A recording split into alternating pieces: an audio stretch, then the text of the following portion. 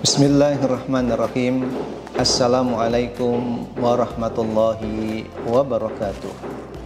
Alhamdulillahilladzi anzala ala abdihil kitab tabsiratan wa dzikra liulil albab. Asyhadu an la ilaha illallah wahdahu la syarikalah rabbul arbab wa asyhadu anna muhammadan abdullahi wa rasuluh ba'athahullahu bi afdali kitab liyubasyiral mu'minina wa yunzirahum yaumal hisab. Allahumma salli wa sallim wa barik ala sayyidina Muhammadin wa ala alihi wa ashabihi ila yaumil ma'ad. Ma'asyiral muslimin yang dirahmati Allah Subhanahu wa taala, bersyukur kepada Allah, hari-hari Ramadan kita lalui atas izin Allah Subhanahu wa taala. Kita diberi kemudahan oleh Allah untuk menunaikan siam, kemudian mengisi malam-malam harinya dengan qiyam serta membaca ayat-ayat Allah Subhanahu wa taala. Kita bersyukur semoga siam kita diterima oleh Allah, qiyam kita diterima oleh Allah. Demikian pula Al-Qur'an yang kita lantunkan dan kita baca menjadi penyejuk hati kita serta menjadi petunjuk bagi jalan kehidupan kita. Tak terasa Ramadan telah berjalan dan kita mencapai paruh atau separuh dari bulan yang mulia itu. Di bulan Ramadan ini kita diingatkan dengan satu peristiwa penting di dalam sejarah Islam, sejarah dakwah dan sejarah risalah Nabi Muhammad sallallahu alaihi wasallam, yaitu sejarah turunnya Al-Qur'anul Karim, kitab suci umat Islam yang diturunkan oleh Allah kepada hambanya melalui Nabi Muhammad sallallahu alaihi wasallam. Informasi tentang Ramadan sebagai bulan turunnya Al-Quran telah disinggung oleh Allah dalam ayatnya, Syahrul Ramadan alladzi unzila fihi al-Quran hudal linnasi wa bayyinatin minal huda wal furqan. Bulan Ramadan di mana diturunkan di dalamnya Al-Qur'anul Karim sebagai petunjuk, sebagai penjelas serta sebagai pembeda. Maka ayat ini menandakan kepada kita bahwa pentingnya Al-Qur'an itu bagi kehidupan seorang muslim, dan momen Ramadan ini kita manfaatkan sebagai masa, sebagai waktu untuk al-audatu ilal Qur'anil Karim. Kita kembali kepada ayat-ayat Allah Subhanahu wa taala. Tentang sejarah turunnya Al-Qur'an ini, para ulama mengklasifikasikan dalam beberapa kategori, pada beberapa fase, ya, pada beberapa fase. Ada penjelasan dari ayat Al-Qur'an bahwa Al-Qur'anul Karim pernah diturunkan oleh Allah Subhanahu wa taala sekaligus dari awal hingga akhir. Dan ini kita dapati dalam ayatnya yang berbunyi, Inna anzalnahu fi lailatin mubarakah inna kunna munzirin. Sungguh kami telah menurunkan Al-Quran ini pada malam yang penuh berkah. Sungguh kami adalah pemberi peringatan. Tetapi di ayat yang lain kita menjumpai Al-Quran yang secara teks menyebutkan bahwa Al-Quranul Karim diturunkan oleh Allah Subhanahu wa taala tidak sekaligus tapi bertahap, melalui tahapan-tahapan waktu tertentu atau pada waktu tertentu yang cukup panjang dalam perjalanan sejarah dakwah Nabi sallallahu alaihi wasallam. Wa Qur'anan faraqnahu, dan Al-Qur'an yang oleh Allah diturunkan secara berangsur-angsur, terpisah-pisah, tidak sekaligus. Karena itu dalam sejarah turunnya Al-Quran kita menjumpai ada 3 fase. Fase yang pertama yaitu keberadaan Al-Quranul Karim di Lauhil Mahfuz. Bal huwa Qur'anun Majid fi Lauhim Mahfuz. Pada fase ini, pada periode ini, Al-Quran berada di Lauhil Mahfuz. Di situ Allah Subhanahu wa taala menetapkan dan mencatat semua kehidupan makhluknya pada kehidupan masa depannya. Ini fase yang pertama. Selanjutnya, fase yang kedua yaitu ditandai dengan ayat Allah Subhanahu wa taala yang sangat dikenal oleh kaum muslimin. Disebutkan dalam surat Al-Qadar, inna anzalnahu fi lailatul qadar. Keberadaan Al-Qur'an di Lauhul Mahfuz kemudian diturunkan oleh Allah Subhanahu wa taala ke Baitul Izzah fi sama'id dunya. Di Baitul Izzah namanya, dan berada di langit dunia. Nah, turunnya Al-Qur'an dari Lauhul Mahfuz menuju sama'id dunya ini, turunnya adalah jumlatan wahidah, sekaligus juga. Baru kemudian pada fase dan tahapan ketiga dari Baitul Izzah kemudian ke kehidupan dunia kepada Rasulullah sallallahu alaihi wasallam diturunkan secara berangsur-angsur dalam tempo waktu yang cukup panjang, sepanjang kehidupan Rasulullah sallallahu alaihi wasallam di dalam menunaikan risalah dakwanya. Nazala bihir ruhul amin ala qalbika litakuna minal mundirin. Turun Al-Quranul Karim melalui malaikat Jibril alaihissalam kepada hati Nabi Muhammad sallallahu alaihi wasallam sebagai pertanda Nabi Muhammad sallallahu alaihi wasallam adalah seorang rasul yang mendapatkan tugas, yang mendapatkan risalah dari Allah untuk mendakwakannya. Turunnya Al-Quran secara bertahap ini dari langit dunia menuju kehidupan dunia dilakukan secara bertahap, dan ini memiliki hikmah yang sangat luar biasa.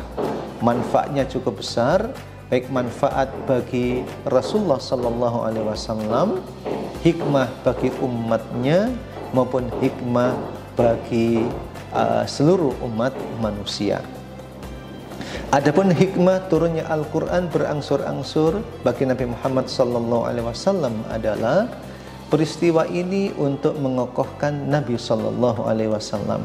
Ketika Rasulullah berhadapan dengan satu masalah, kemudian Allah menurunkan ayatnya, atau ketika Nabi sallallahu alaihi wasallam berdakwah, Allah memberikan bekal ayatnya pada saat dibutuhkan atau sesuai dengan situasi dan kondisi yang berkembang pada saat itu. Tentunya hal ini lebih menguatkan dan mengokohkan hati Nabi Muhammad sallallahu alaihi wasallam, dan ini juga ditegaskan oleh Allah, linutsabbita bihi fuadak, agar kami, kata Allah pada Nabi Muhammad, lebih mengokohkan dirimu sehingga kemudian kamu tegar di dalam menjalani dakwah. Turunnya Al-Quran secara berangsur-angsur ini juga memberi manfaat yang sangat kuat bagi umat Islam secara umum. Kenapa demikian? Karena kaum muslimin mendapatkan respon secara langsung terkait dengan apa yang dibutuhkan pada saat mereka menghadapi situasi dan kondisi tertentu.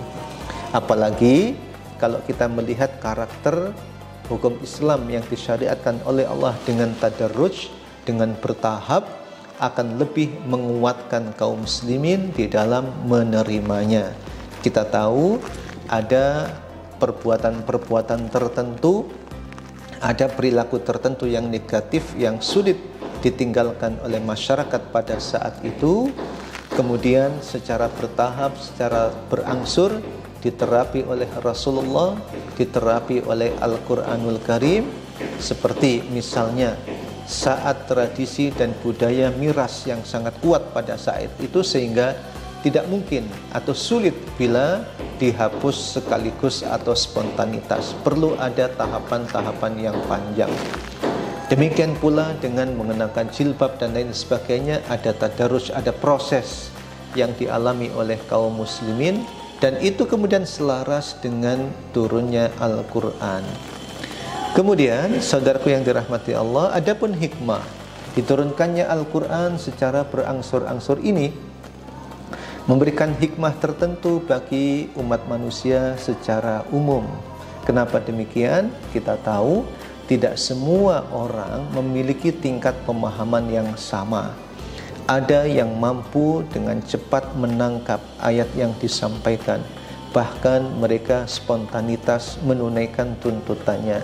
Ada sahabat yang ketika turun ayat lan tanalul birra hatta tunfiqu mimma tuhibbun, kalian tak mampu meraih kebajikan yang sempurna hingga menginfakkan yang terbaik yang kamu cintai, ada yang meresponnya spontanitas, langsung menginfakkan kebunnya. Ada yang ketika turun ayat sedekah tidak punya harta, mereka berusaha untuk bekerja demi bisa bersedekah. Nah, turun berangsur-angsur ayat Al-Quran ini memberi manfaat yang kuat bagi kaum muslimin atau umat manusia secara umum karena perbedaan tingkat pemahaman, karena kondisi hati yang berbeda dalam tingkat keyakinan terhadap yang diturunkan oleh Allah Subhanahu wa taala. Saudaraku yang dirahmati Allah Subhanahu wa taala, ketika Al-Qur'an turun dari langit dunia kemudian disampaikan pada Rasulullah sallallahu alaihi wasallam, di dalam sejarahnya ada peristiwa yang sangat menarik. Nabi Muhammad galau dan gelisah melihat situasi dan kondisi masyarakat jahiliyah pada saat itu.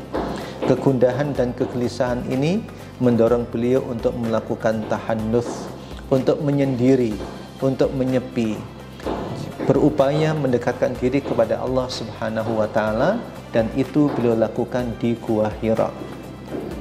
Satu saat dalam perjalanan tahannuts beliau, Nabi terakhir ini didatangi oleh malaikat Jibril alaihi salatu wassalam. Malaikat Jibril mengatakan kepada Nabi dan memerintahkan Iqra bismi rabbikal ladzi khalaq. Kita tahu dalam sejarahnya Nabi merespon dengan mengatakan ma ana biqari, aku tidak bisa membaca. Rasulullah memang tidak bisa membaca huruf-huruf Arab pada saat itu, tetapi beliau bisa didikte oleh malaikat Jibril. Seperti anak kita yang masih kecil itu tidak bisa membaca dan menulis, tetapi ketika kita menyebut kalimat tertentu atau ketika menunjukkan benda tertentu kemudian kita sebut benda itu, dia bisa menyebutkan. Tapi anak kecil itu saat diperintah menulis, dia la yaqra wa la yaktub. Demikian pula Rasulullah sallallahu alaihi wasallam la yaqra wa la yaktub, tidak membaca dan tidak bisa menulis, tetapi ketika didiktikan oleh malaikat Jibril alaihissalam, beliau bisa menghafalnya dan kemudian menyampaikannya kepada umatnya.